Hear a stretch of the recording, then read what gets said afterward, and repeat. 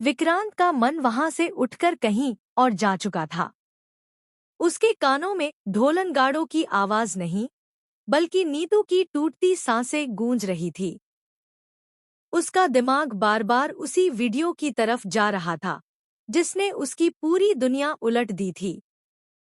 मन्नत की आंखों में भरा प्यार भी अब उसे सबसे बड़ा धोखा लगने लगा था। वह समझ नहीं पा रहा था कि जिस लड़की के लिए उसने अपनी जान तक देने की कसम खाई थी, उसी ने उसकी असलियत उससे छुपाई, जबकि उसे झूठ बिल्कुल पसंद नहीं था। उसके सीने में जलन कसक की तरह उठ रही थी।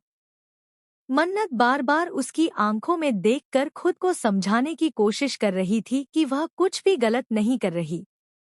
वह जो कुछ भी उसके और नीतू के बारे में विक्रांत सोच रहा था, वह सच नहीं था। लेकिन विक्रांत के चेहरे पर गुस्सा, घृणा और दर्द के अलावा कुछ भी नहीं था। वह गुस्से में तड़पते हुए बोला, जिस इंसान पर भरोसा किया, उसी ने मेरी जड़ें काट दी। तुम दोनों ने मेरी पूरी जिंदगी को झूठ का खिलौना बना दिया। मन्नत की आंखों से आंसू ऐसे गिर रहे थे जैसे किसी दरिया का बांध टूट गया हो। उसने हाथ जोड़कर विक्रांत से कहा, बस एक बार मेरी बात सुन लो। मैंने तुम्हारे लिए सब कुछ किया है। तुम्हें खोना नहीं चाहती थी। विक्रांत ने जोर से चिल्लाकर कहा, चुप। एक और झूठ सुनने की हिम्मत नहीं है मुझ में। उसकी इस चीख ने पूरे मंडप में बैठे लोगों को ऐसा झकझोर दिया कि हर कोई अपनी जगह जम गया। उनके बीच की दूरी अचानक बहुत गहरी हो गई थी। मन्नत के पैरों के नीचे से जैसे धरती खिसक गई थी और विशाखा के चेहरे पर धीरे धीरे एक खतरनाक मुस्कान फैल रही थी। उसकी चाल कामयाब हो रही थी। नीतू की हालत बदतर हो रही थी। वह कुछ कहना चाहती थी, पर उसकी आवाज गले में अटक रही थी। वह फूट फूट कर रो पड़ी। उसने विक्रांत के पैर पकड़ लिए और रोते हुए बोली, बेटा, तुम सच को गलत समझ रहे हो। मन्नत ने हमेशा तुम्हारे भले के लिए ही सब कुछ किया है। विक्रांत ने उसके हाथ झटकते हुए गुस्से से कहा, माँ, तुमने मुझे माँ बुलाने का हक कब कमाया? तुमने मुझे उस महिला से छीन लिया जो मेरी असली माँ थी। तुमने मेरे पापा को भी छीन लिया। तुमने सब बर्बाद कर दिया। नीतू का दिल इस एक वाक्य से 1000 टुकड़ों में बिखर गया। उसकी परवरिश, उसका प्यार, सब एक पल में खत्म हो गया। विशाखा पास खड़ी तमाशा देख रही थी, लेकिन उसके चेहरे पर बनावटी दर्द था। वह आगे बढ़ी, विक्रांत के कंधे पर हाथ रखा और बोली, मैंने तुम्हें कभी नहीं छोड़ा था। सब नीतू की चाल थी।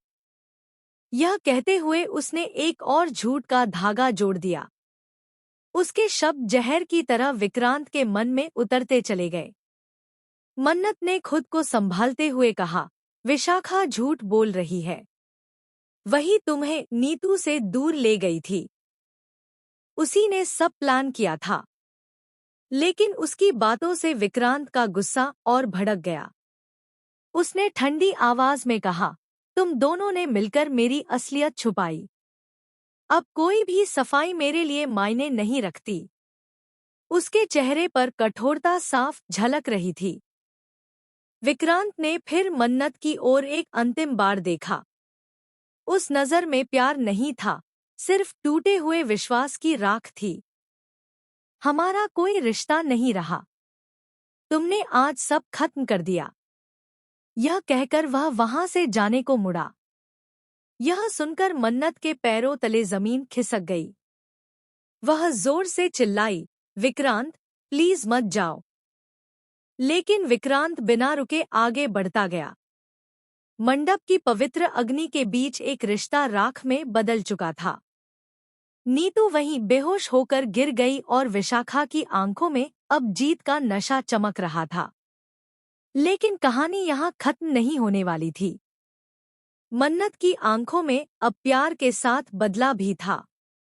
वह अपनी जिंदगी की सबसे बड़ी लड़ाई लड़ने वाली थी, अपने प्यार के लिए, अपने सच के लिए और उस माँ के लिए जिसने उसे बेटी से ज्यादा